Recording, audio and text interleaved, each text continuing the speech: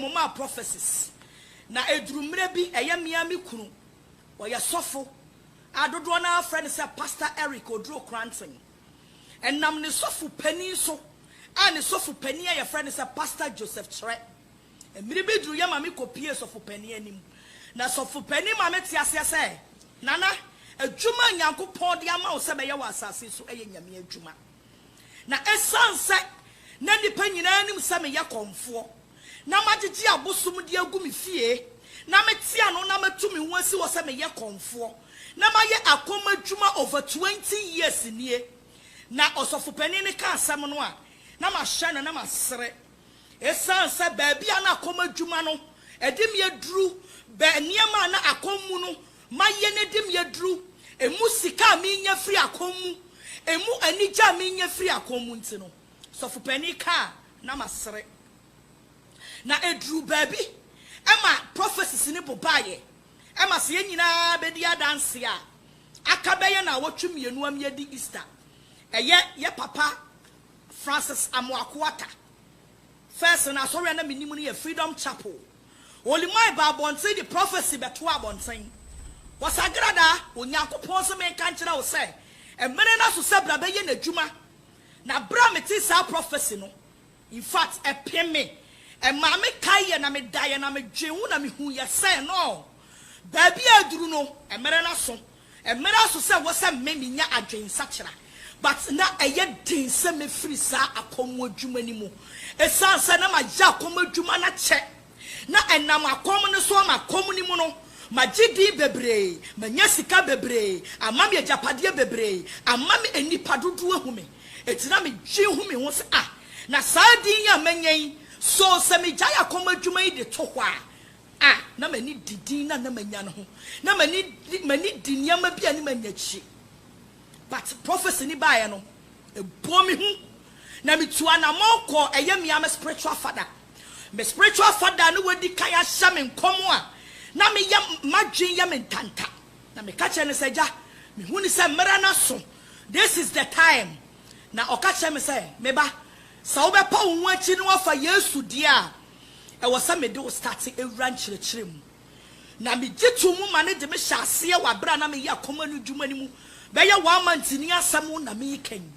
na de bia Saturday bia no na ode me ko hyedan bi mu na o kire me nyame asam na ode me wura Bible ni mu na ada to sum yenu no eya Pastor Joseph Chere pa mu ka kire me say nana samagie di se wama wakoma no wafa Yesu dia ajo ma ho kwan ma me kobo wasu na me ma me ho kwan ewo ada eye dwuoda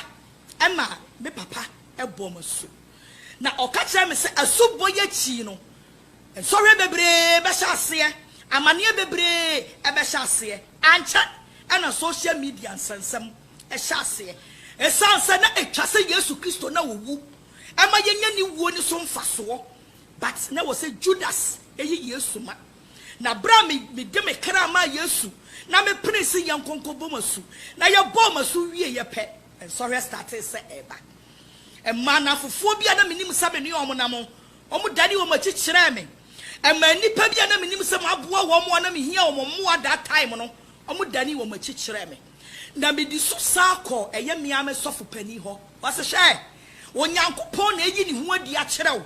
na onyankopon ma wahu se enipa ntimi mwa wo e wasase so esansa wo hwe nipa wa aboa mu bebre sankrofo nas na adani omachi a kire wo na bra me boss no me boss juoda ne fie da pepepe e na ye di Easter epu ya mu me boss Monday prophecy ni beto abonten no ni Monday na me ko boss me boss ni Friday e na ye di Easter ti ni padodo ano mu se me ko Easter nyina no me boss ansa na me ko na me ba ye no man take niam serious me da niam na me hu o mani so but na me mfanya adwuma ekosi eye nnene na awotwe ami wo madwumom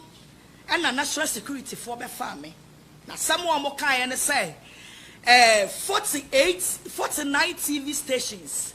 and omuni licenses but ye de ne will be but 1 year na ye ntwiae omo de me koye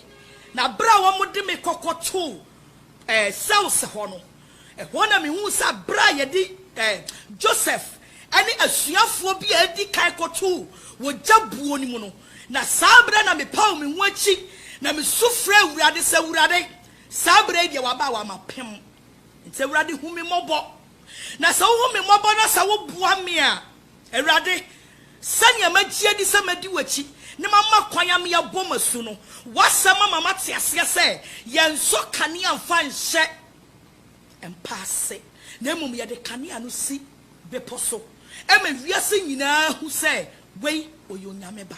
awurade sa hu me mobo na wo bua me a papa memma me nsa so ahye wanimunyam na mapamu akase awurade manya dwensa kyera na fa wo nsa ka wabawa na efini kikawa bia menya wa komadwuma ni mu no awurade sa wotimi tutu sa ne ma ne nyina afri me mu a na se wo mmere no eso na ese ne fata se Kristo me ya wadwuma awurade me hye wadwuma dodo na bra me ne awurade call sa apam wei na ye yi mi pie ye ne ye de me ba be call cells ye de me be call courts na me free cells why de me be call courts me say awurade kire wutumi na sa court wa ye de me koi me pese me so wutumi hye na me so wanwanwade hye na me so wo miracles hye awurade so wutumi ma me witness the miracle of you are magye wasem wadi na awurade challenge am de ma woni so wutumi ma de niam ye de ato me so case ye de ato me so awurade me da so wasa na emom no se ye de me kogina lawyer kase nanim judge kase nanim wa awurade me no mienu no me fa wo se wo na wo ye the judge pani you are the supreme of the most high God awurade wa chini wanim no nyame bia ni ho enne ba bia me dan aka me no mienu awurade ma wutumi nya adwuma se ye de me kogina judge anim na se judge timi ma me fa hodie na me beduru me fie na ma nkwa afie ase ne dey ya me no kasa awurade na me timi beduru fie na me behu me ma na me behu me kunu a papa me so me pagya me nsa hye odin kunkun ne no nyam na bra me to sa challenge man nyame me pie free cells ho na me si abonte won national head national security office ana me hu mrantie mienu se mrantie mienu bi hwehwe me na bra me sa me hu sa mrantie mienu no na ya brantie a woto nwom omane a champon a brantie a wo bo ya kan say apostle Tepite Kum na sa brantie ne te ho na wono ani nua ampon a wo bo wunya kokofu a wunya sereba na emrantie mienu ite ho na Samuel omane a champon ka kire me say nana ya ne wakuntokwa bebre ya ne wodidi atem bebre nanso Kristo a wo frɛ yan ne say yamra wo nkyɛn na yɛmɛhyɛ wo bɔne yi ma wo nkuranhyɛ sɛdeɛ me wo mane champon wo de yɛ me nyina me de akyɛw na emom Kristo sɛ obeyiw na sɛ wo yiw a bra na bɛyɛ n'adwuma esanse emre ni nie na sɛ wo gitum wo akoma mu a Kristo ɛde bɔne bɛkyɛw na bra wo ka asa no ni nua amponso ɛde ne de ɛtoa so na wo mami quotations na otumefo by sabre no na samrantie mienu we no munim nia madwen e wo makoma mu ni mitirim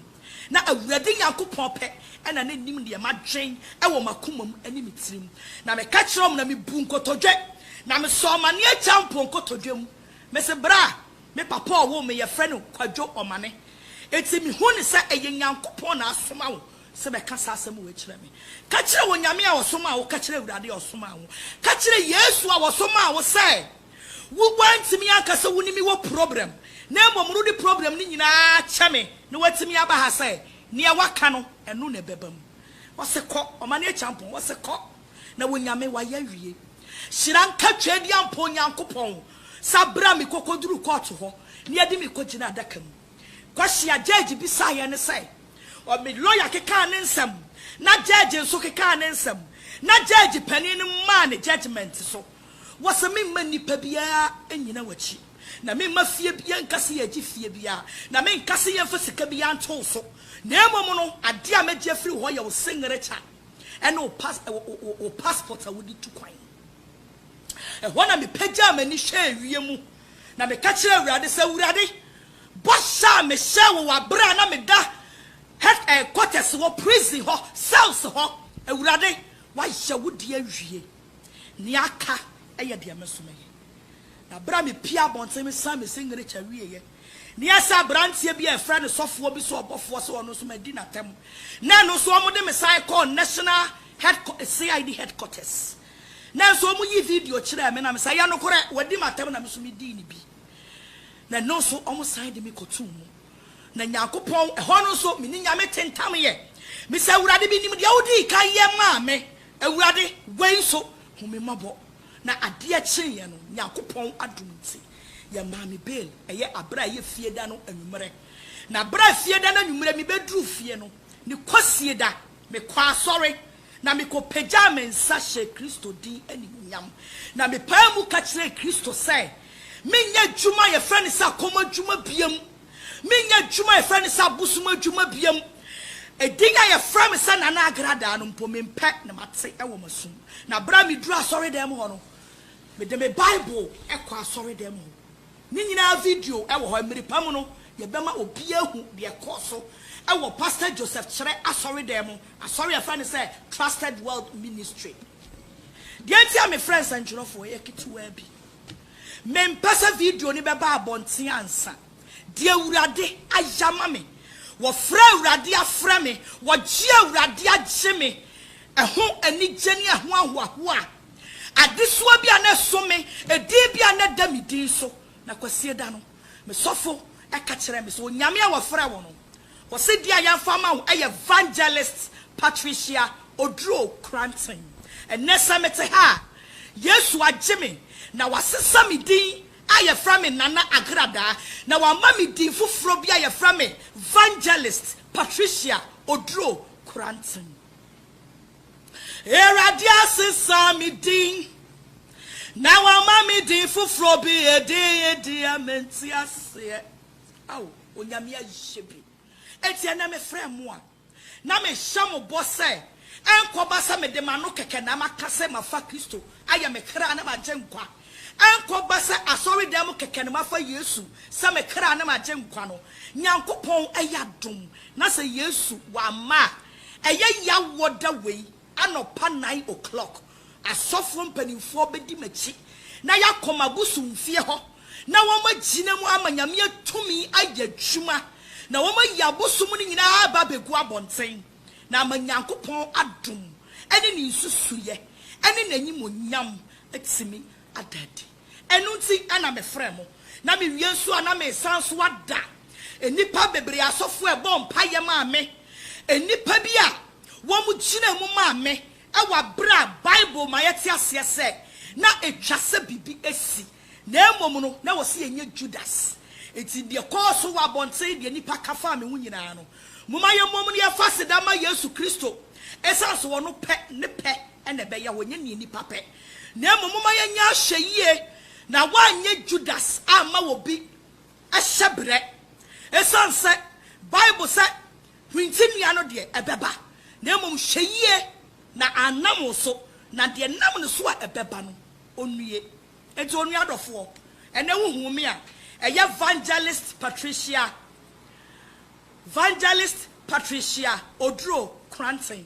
awurade asesa me din me da osofo ma me pep donko me da na se bebre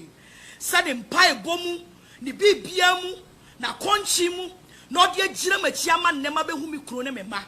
me sa so da ye me a me lawyers akese o mu gira machi Nyakopon hiro mu bebre me sa so da ye me a me sofo pani Pastor Joseph Chere one ne wife Mama Abigail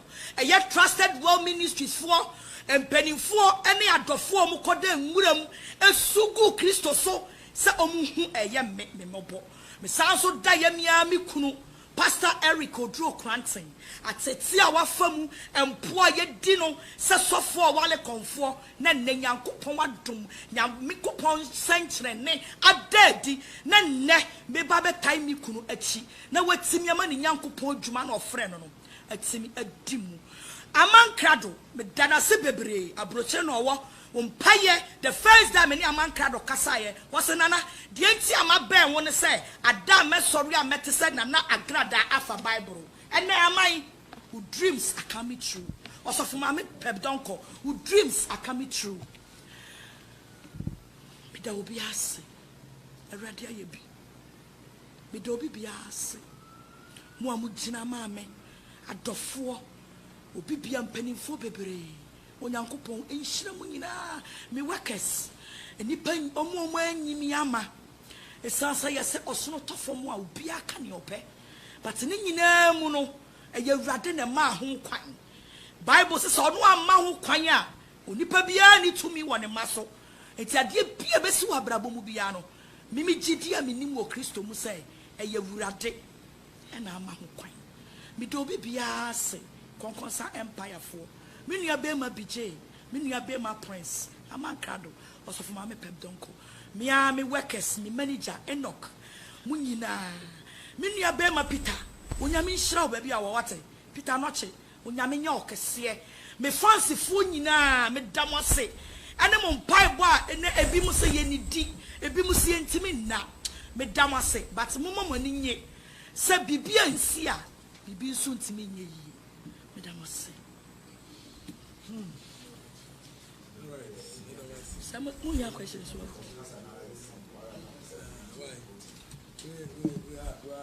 are extremely grateful. Everybody other was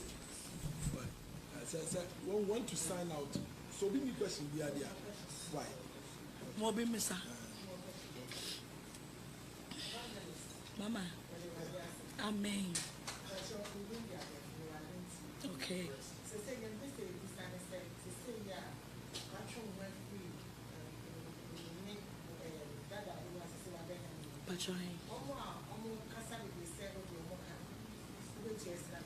Me patcho asem ni nyina e wo court. I am not here. Some eka court asem. Me wa ha e wo ogie a wo nyame agye me. Ti na me te ha. Right. So, yes, you have questions later. Yeah, related to these issues with Abucho. Let's not contradict ourselves. Patcho, we can be with the nyame ase. Okay.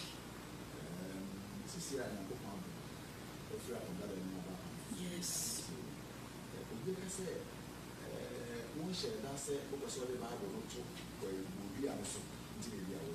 Me pacho say me the Bible be to bodua no so a e wo de ntini ka me ma dwimu no me yesa me pacho me bisa e wo de nti e na me metimi akasa me the Bible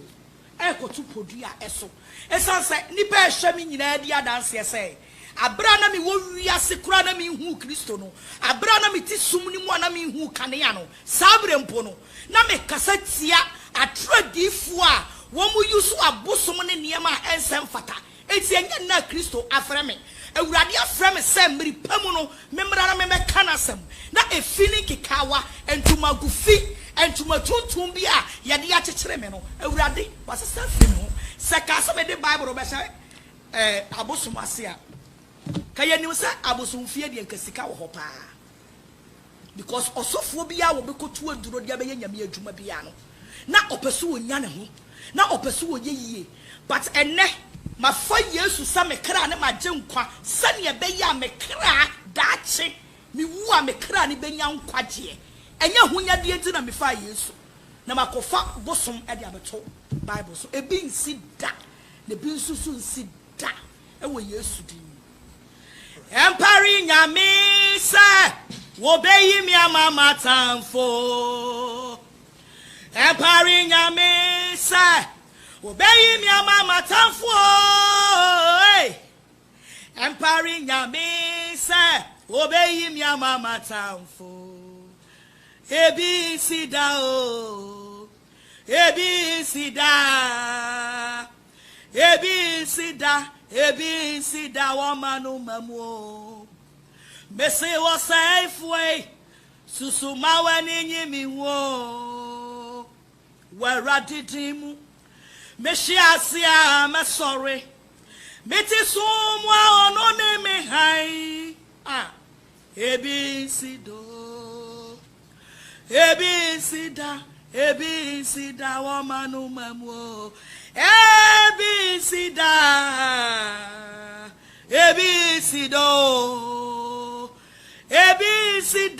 Ebi sida wamanu mamu. Amen. Ladies and gentlemen of the press, we want to thank you very much for your coming. We are grateful. There will be a follow-up on Thursday. So we'll engage you. One buy the one sister buy. Ya would die best sign as I know share and I was so to him. Baby, I need to say, Mammy, or you're not coming to man. And I must say,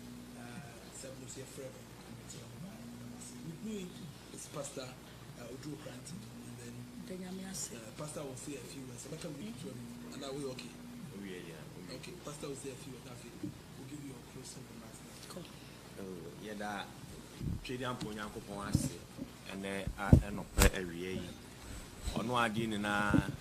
yanipe, not to me and I, Ukrano. I say, and the dear Sua Hay, a advocacy, a radianim. Say, or the boyni, Bessachana dream, Bible say, or Sunina Ekasa.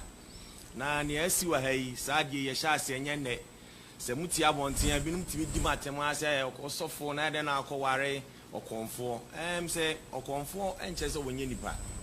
Nipam say na, Yame in here. It is a whole sacrifice when a sacrifice will be BM or a mere meeting Cassin Yamia Fremia and Untimijano, Namako Waroba for yes, and church and a tray. If you money 5 good years and you did 2 or minimum of opinion in a year. Now, will be him. It is the air cost on an idea in him. Now, Unipan Fini Pim and so this was such a just a Yami count. Senyamia and find a stand kawa, a bad thing.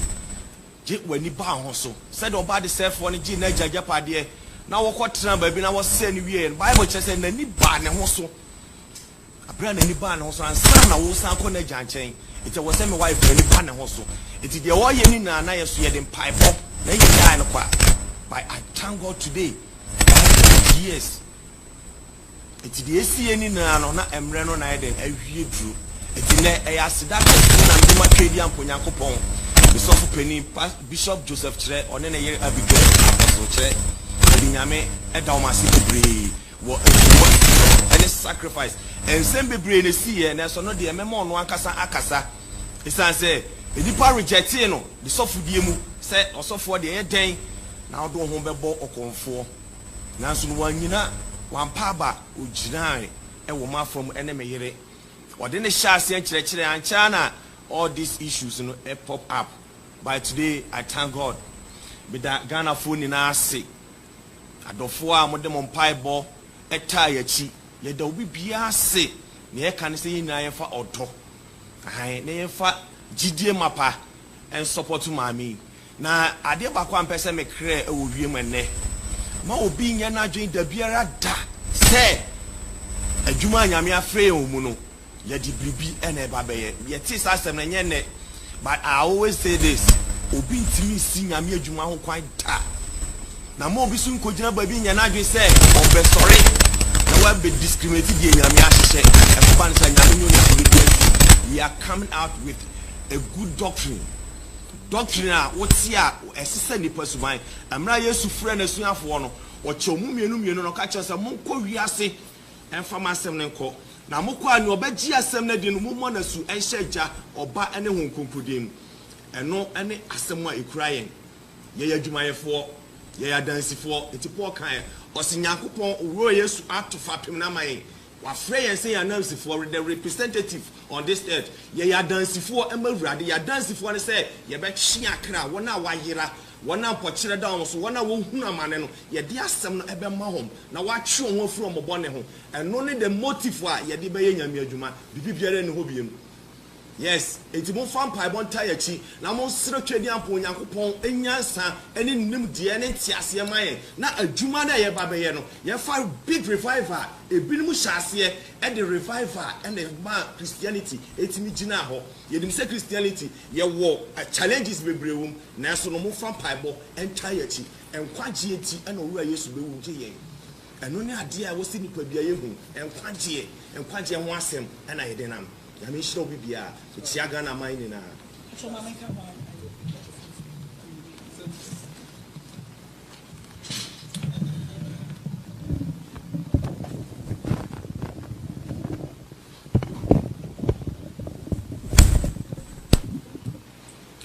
Me pacho, bibi kitua bi ameka atwa so eye. Adesrede na me desre. onipa bia abra na me wo wiase me bie ma no kasa tia no minim say Yesu agye me na Yesu de me bone ache me ti me sasre wo bia abra na me wo wiase na me wa konmu eniema bia e ma me kasa tia nipa bia obi bia ma kasa tia no e wa abra na me wo wiase no ohun me mobo na onfa nche me esanse sabra no ne mani afra na ne Yesu wa bia mani eti na me sramu asofo mpanimfo a me kasa tia mo e wa abra na me wo wiase minua omane champon ada wo ba mi bu kotodwe eso wo kotodwe me sraw me papa wo pambo enam entokwa ne ne so me kasa tia wo ye papa wo duro mo asofo mpanimfo bebre amakasa tia mo no me sramu se mu hu me mobo na mo fa me bone encha me na me gidi ye se mo de me bone so ebe che me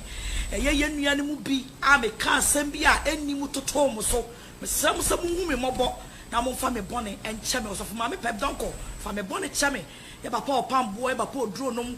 omo me nkai mpo no sa wo kai sama fomo penya me srawu se na Yesu agye me hu me mobo na fa me bone eche me wo bone bi ama ye mu bia no mo fa me bone enche me e wo Yesu and as a trophy for bias, this is very emotional for us. Let's also caution the media. Let us not go around our own media trials. Let's stick to what we have heard today. The acting and then the reporting from the sermon. Now the can be in our court. Mama Jesus. No, they know yet. I know your difference. They may never ye. Said they will cry any problem. Yes. And I must say, yeah, we will engage you later.